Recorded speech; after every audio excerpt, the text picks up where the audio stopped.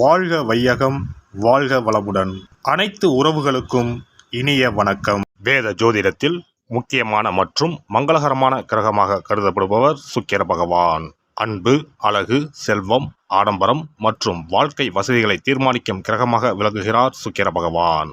சுக்கிர பகவான் பொதுவாக சுமார் 25 நாட்களுக்கு ஒருமுறை தனது ராசியை மாற்றுவார். அந்த வகையில் வரும் மார்ச் மாதம் 26ஆம் தேதி வியாழக்கிழமை அன்று அதிகாலை 5:30 மணிக்கு மீனராசியில் இருந்து வெளியேறி மேசராசிக்கு பயிற்சியாக உள்ளார். சுக்கிர பகவான் மேசராசியில் ஏப்ரல் மாதம் 19ஆம் தேதி பிற்பகல் 3:51 வரை பயணம் செய்வார். இந்த சுக்கிர பயிற்சியானது மிகவும் சிறப்பு வாய்ந்தது. ஏனெனில் இது விசுவாசு ஆண்டின் இறுதி சுக்கிர பயிற்சி ஆகும்.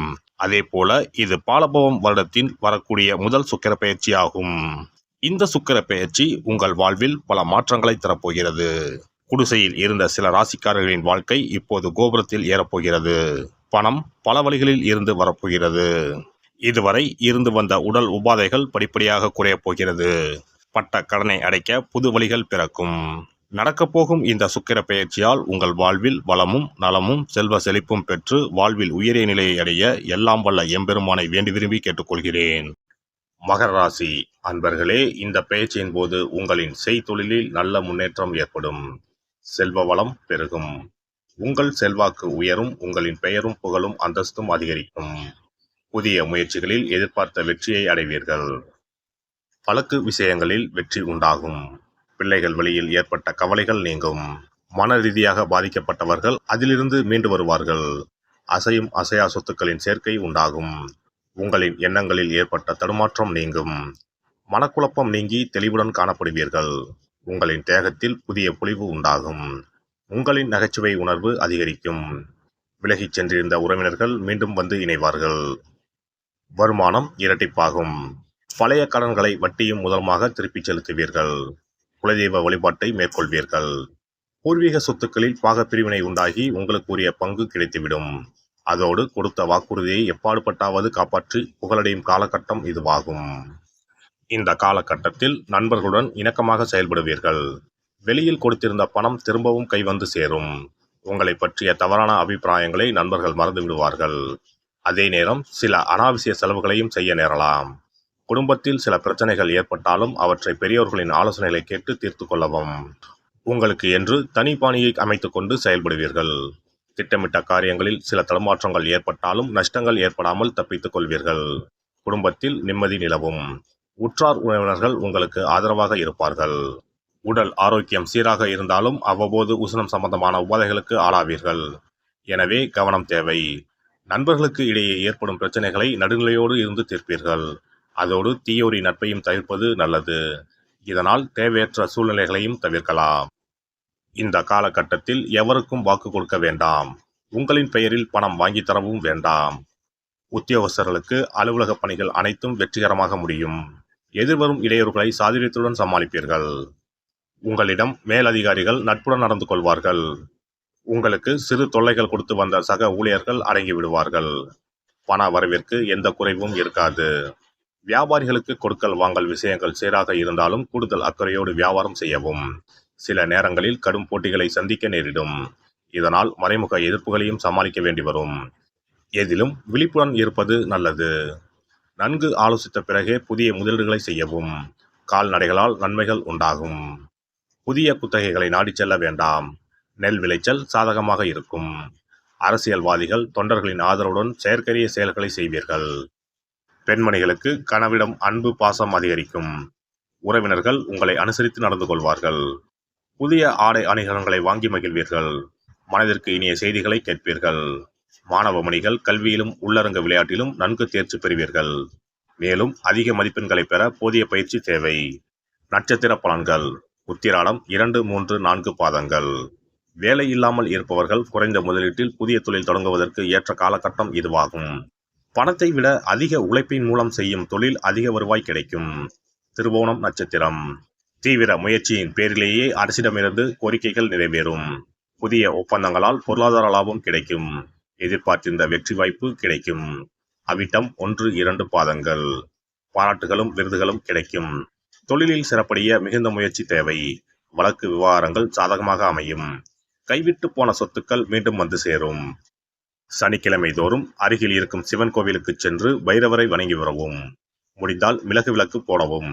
சனிக்கிழமை தோறும் பெருமாள் கோவிலில் இருக்கும் தாயாருக்கு மல்லிகைப்பூவை அர்ப்பணித்து 3 முறை வலம் வரவும். உங்களுக்கு பொன்னான காலம் கனிந்து வரும். ஒரு முறையாவது குலதெய்வத்தையும் இஷ்ட தெய்வத்தையும் ஒரே நாளில் சென்று தரிசித்து வாருங்கள். கடன் பிரச்சனைகள் தீரும், குடும்பத்தில் மகிழ்ச்சி நிலவும், மன நிம்மதி உண்டாகும். சிறப்பு தொகுப்பு.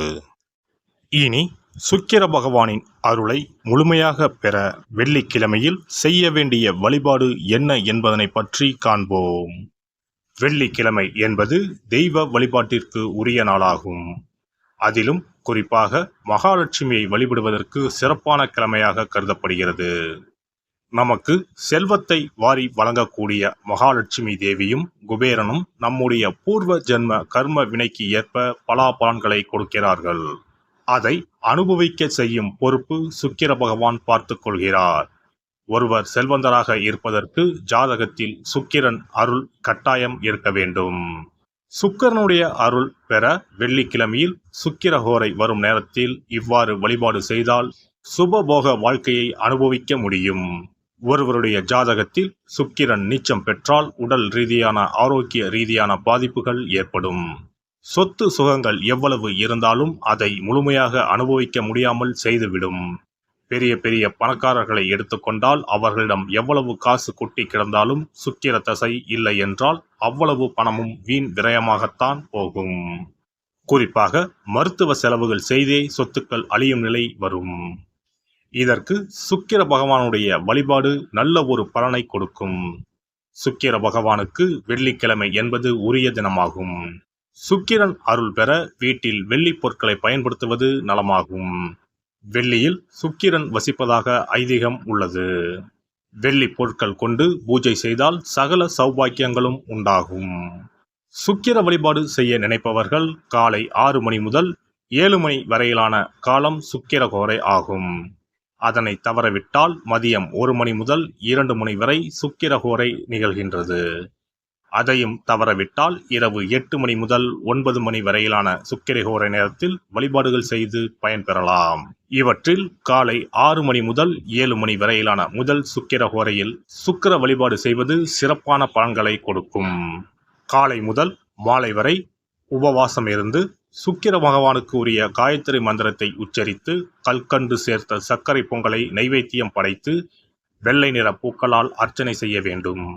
சுக்கிர தசை நடப்பவர்களும் சுக்கிரன் நீச்சம் பெற்ற ஜாதகக்காரர்களும் இந்த வழிபாடு செய்வது சிறப்பான பலன்களை கொடுக்கும். சுக்கிர தசை நடக்கும் பொழுது சுக்கிர வழிபாடு செய்து வர வருமானத்தை சுகமான வாழ்க்கை வாழ்வதற்கு உரிய வகையில் பயணிக்க செய்யும்.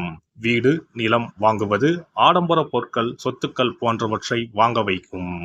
அதுவே சுக்கிரன் நீசம் பெற்ற காலத்தில் இந்த வழிபாடு செய்பவர்களுக்கு வீண் விரயங்கள் இல்லாமல் ஓரளவிற்கு வறுமையிலிருந்து பிழைக்கச் செய்யும். வெள்ளிக்கிழமையில் நவக்கிரக கோவிலுக்கு சென்று சுக்கிர பகவானுக்கு வெள்ளை வஸ்திரம் சாற்றி வழிபாடு செய்யலாம். வெள்ளை நிற நைவேத்தியங்கள் தயார் செய்து கோவிலில் வரும் பக்தர்களுக்கு தானம் செய்யலாம். இவ்வாறு செய்து வர சுக்கிரனின் முழு அருளும் கிடைக்கப் பெற்று வாழ்வில் உயரிய நிலையை அடைவீர்கள். எல்லாம் வல்ல இறையருளால் நீங்களும் உங்கள் அன்பு குடும்பமும் உடல் நலம், நீலாயுள், நிறை செல்வம், உயர் புகழ், மெய்ஞானம் ஓங்கி வாழ்க வளமுடன். இந்த வீடியோ பதிவு உங்களுக்கு பிடித்திருந்தால் லைக் பண்ணுங்க, கமெண்ட் பண்ணுங்க, ஷேர் பண்ணுங்க, மறக்காம சப்ஸ்கிரைப் பண்ணுங்க, பக்கத்துல இருக்கிற பெல் பட்டனை கிளிக் பண்ணுங்க. நன்றி, வணக்கம். ஓம் நமச்சிவாய, சிவாய நம.